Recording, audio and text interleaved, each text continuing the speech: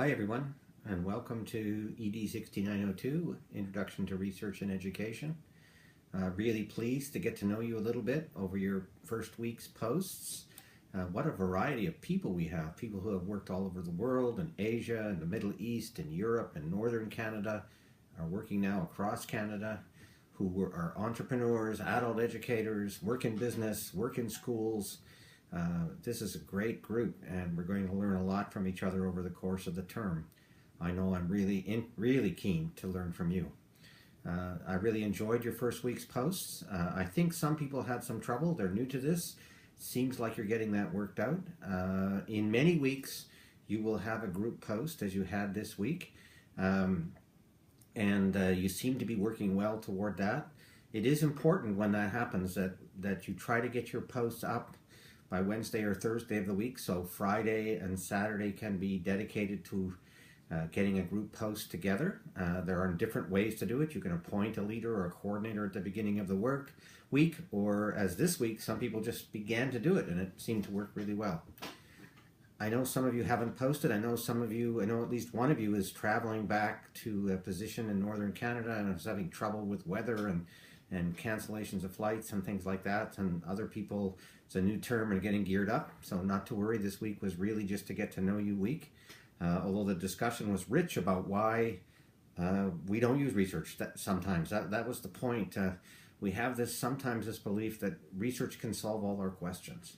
And the truth is, we often use research quite selectively, and sometimes we decide to ignore it. And many of you identified key reasons why we might do those things.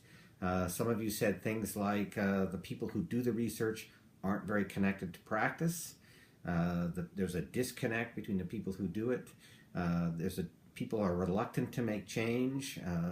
Some research is done in ideal conditions when schooling and work take place in conditions that aren't ideal. All of those things are factors, of course, in why we sometimes choose to ignore research. Sometimes personal preference. You wrote about things that you decided to ignore, and that's because we can convince ourselves that they don't apply to us, or we'll wait till later, but there is a myth sometimes that if we get the knowledge, we'll do the right thing. That's not the case at all. Now, the purpose of the week wasn't to convince you that research is useless or we should never pay attention to it, or it's just complicated, and we'll be exploring those complications through the course of this term. And I'm looking forward to that.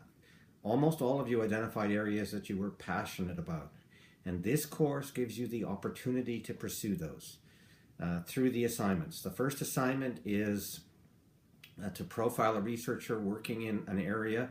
So pick an area you're passionate about and a researcher that you might want to do.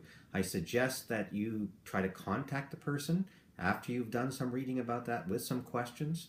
When that happens, almost always they get back to you. You can usually find university-based researchers.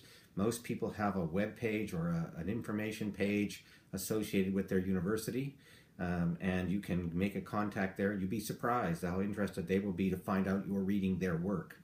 The second assignment is to do a more full-blown review of the literature in a particular field. I suggest that you do assignment 1 and 2 about the same field, because you can incorporate the reading you're doing for assignment 1 into assignment 2. They're designed to fit together.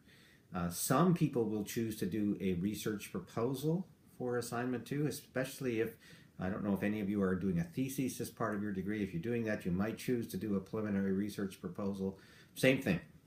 Choose an area, so the research you do for assignment 1 should connect to the area you're going to do a proposal in, because a review of literature is part of a research proposal.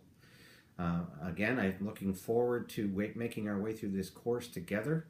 I know some of you are new to online learning. I'm relatively new to online teaching, so if you have a question about something I'm doing, be sure to ask it, and we'll try to address it as soon as possible. Again, I thought your discussions this week were quite rich. I really appreciated getting to know you, and I hope we'll have a good time working together through the course of the term.